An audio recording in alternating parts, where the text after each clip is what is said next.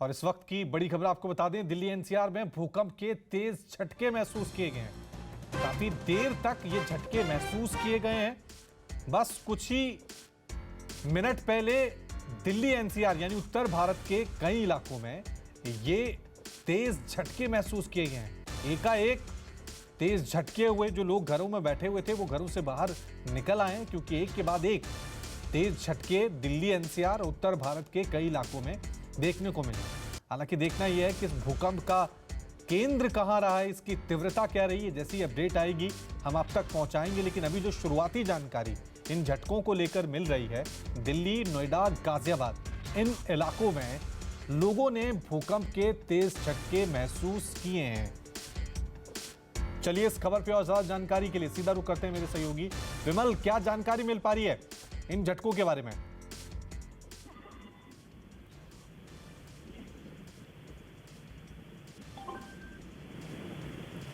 विमल, आप तक मेरी आवाज पहुंच रही है? चलिए एक बार फिर दोबारा संपर्क साधने की कोशिश करेंगे, लेकिन जो अभी तक जानकारी आ रही है उसके मुताबिक गुरुग्राम, फरीदाबाद यानी दिल्ली एनसीआर का ये जितना भी इलाका है, यहां से हमें जो इंफॉर्मेशन मिल रही है इसके मुताबिक इन इलाकों में भूकंप के जोर के झटके महसूस किए गए। हम खुद स्टूडियो के अंदर मौजूद थे, यहां भी एक जोर का झटका हमने खुद महसूस किया गया। और धीरे धीरे खबर आ रही है कि दिल्ली एनसीआर और उत्तर भारत के कई राज्य हैं जहां पर ये भूकंप के तेज झटके महसूस किए गए। इसकी तीव्रता कितनी है, इसका केंद्र बिंदु कहां पे रहा है, ये अभी खबर आना बाकी है। लेकिन लोगों ने, खासकर दिल्ली एनसीआर, दिल्ली से सटा हुआ जो इलाका है, वहां पे सभी लोगों ने भूकंप के तेज झटके महसूस किए। और जैसे ही भूकंप आया है, लोग अपने घरों से बाहर निकले हैं। पिछले दिनों भी इसी तरह के झटके महसूस किए गए थे, हालांकि तब भूकंप का केंद्र अफगानिस्तान रहा था और अफगानिस्तान में जानमाल का काफी नुकसान हुआ था। चलिए इस खबर पे और ज्यादा जानकारी के लिए विमल, क्या जानकारी मिल पा रही है भूकंप के झटकों के बारे में?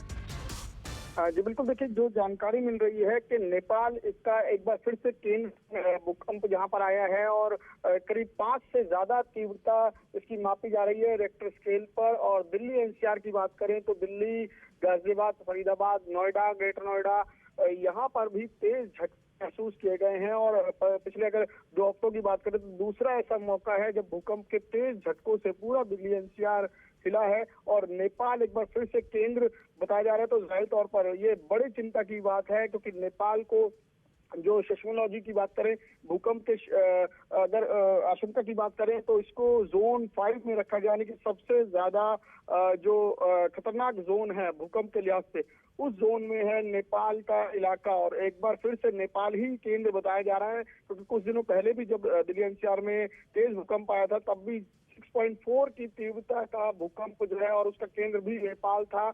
और जमीन से करीब 5 किलोमीटर के नीचे जो रेडियस मिला था, वो काफी गंभीर, जो गंभीरता की तरफ इशारा करता है कि किसी भी दिन कोई मेजर भूकंप आ सकता है इस क्षेत्र में, जिसको लेकर तमाम भूवैज्ञानिक हैं वो भी इसकी आशंका जताते रहे हैं। खासकर हिमालयन रीजन जो है वो बेहद खतरनाक इलाकों में है भूकंप के लिहाज से अगर बात करें तो। और खासकर दिल्ली एनसीआर की बात करें तो दिल्ली एनसीआर में जिस तरीके से तेज झटके महसूस हुए, तो लोगों में एक बार फिर से दहशत देखने को मिली। कई लोग जो अपने अपने इमारतों पे मौजूद थे, अपने घरों में मौजूद थे, वो बाहर निकले हैं।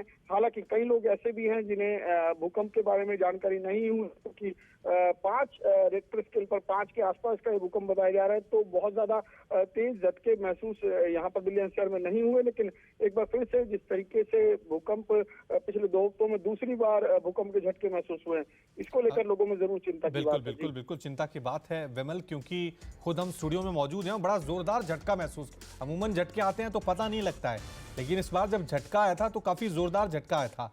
तो तीव्रता को लेकर कि कितनी तीव्रता रही है इस भूकंप की, इसको लेकर कोई जानकारी मिल पा रही है? और भारत में किसी तरह का कोई नुकसान नहीं, ये माने?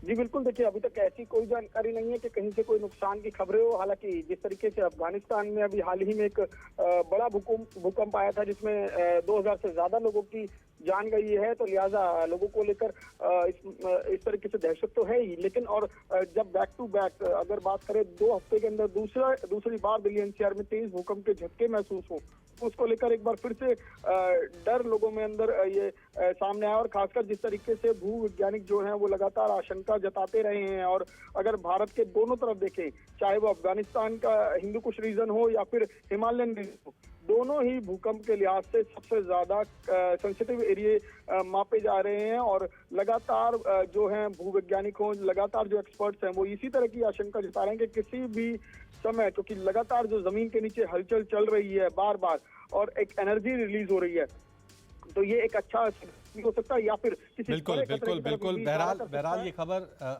कह सकते हैं कि भारत के लिए सही है कि यहाँ पर ज़्यादा नुकसान किसी तरह से नहीं हुआ है। जो भूकंप का केंद्र बिंदु है वो कहा जा रहा है कि नेपाल में कहीं है, हालांकि तीव्रता को लेकर भी जानकारी नहीं है। बहुत बहुत शुक्रिया विमल।